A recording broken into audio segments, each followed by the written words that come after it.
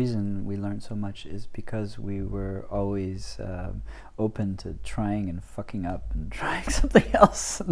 I mean, when I arrived, that's what I was saying, is like, it's amazing what you've created, because you have all these systems, and then like, okay, let's try it for a week, and then you check in and it's like, oh, this is not working, hey, let's try this. And being so experiential and living together and learning together and being ready to make mistakes.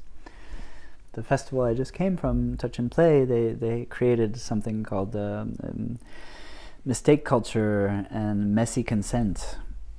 So like, to be human, fully human, you need to have spaces where you feel safe to mess up and to go over people's boundaries and to go into your orange or your red, you know, in places where it's a little scary and you don't know if you like it or not. And that is so valid for these kind of projects as well. Like, you know, if we think we need so much structure and so much rules and so many guidelines and so many ways that to be able to live together and to be able to do things together, then we stop being very human. You cannot specify everything. You have to have.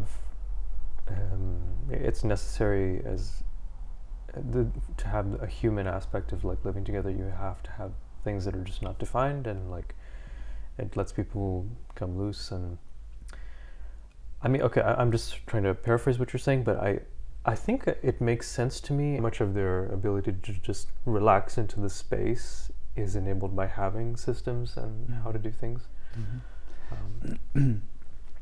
Yeah, I think it's it's in like play theory or like the edge of educational theory, is that the sweet spot is finding the edge between chaos and structure.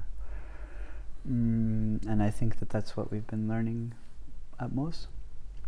It's like, you make rules, but if you can't bend them or you can't break them, then they're not the right rules, right? There needs to always be place for humanness, for and what's important is actually, the most important is relationships.